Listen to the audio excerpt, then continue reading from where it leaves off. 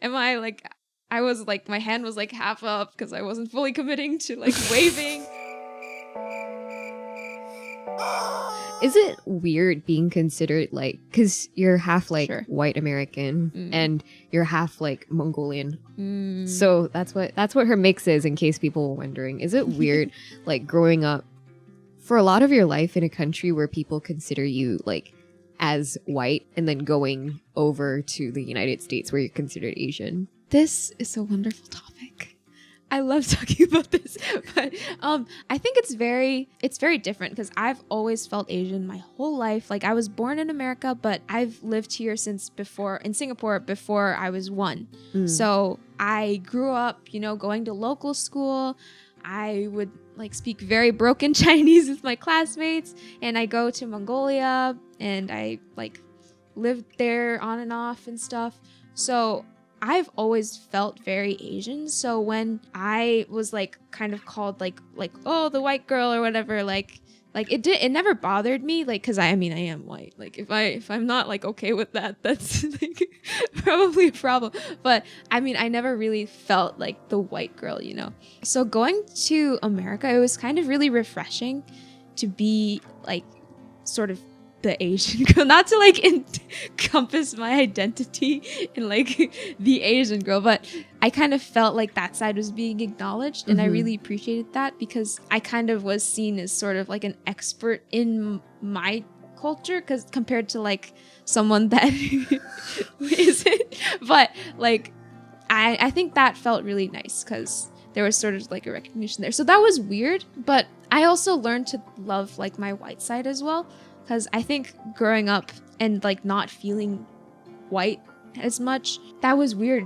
And I never identified with that side. I was always like, I don't know. But I really learned to like respect and like love my other side as well. So I think I got to grow as a person and really understand more of my mixedness. Your culture. Yeah. Your cultural identity. Yeah. It was definitely a challenge to navigate like both sides. But I think finishing like things up like in America and sort of like consolidating my experience in Asia and then America, it felt like a missing puzzle piece in a sense, because I never really understood both sides.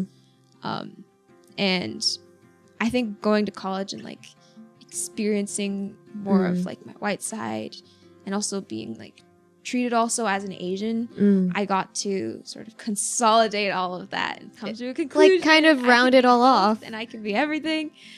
You can, like you said, you can be more than one thing. And yeah. I mean, it's interesting because like depending on the context of where you're at or what you're doing, you can be considered either or. But I think that's just also part of being a third culture kid because, in some ways you are part of this culture, but you're not always like, that's not always recognized.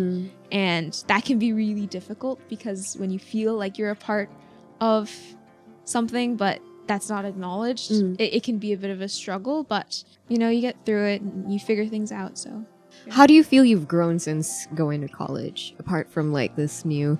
One thing I noticed about you was you've become a lot more confident. This is true, yes. I think growing up in Singapore, you kind of like, I think just in Asia in general, you're like very like, you're very mindful of what you're doing and like how you're acting and stuff.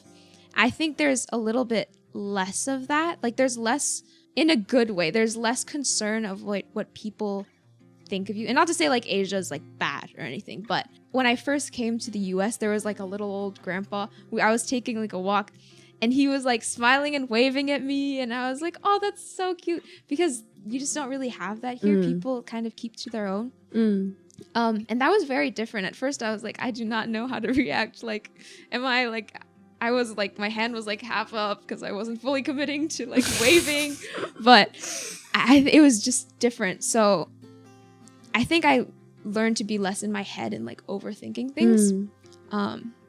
Yeah, I think that definitely helped me become more confident and less like neurotic about just like little interactions.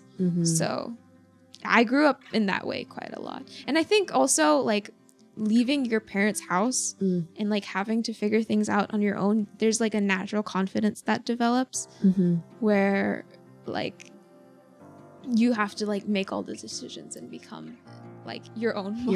your own person. Yeah. But yeah, so I definitely grew in that way. I think it was important because like, you know, it's hard to keep growing when you're in like the same environment and under the same like similar pressures. I think you need to kind of like, in my case, going to America and seeing and like being more independent and having to be in a situation I'm not entirely comfortable with, that was really, it helped to grow me a lot. So yeah.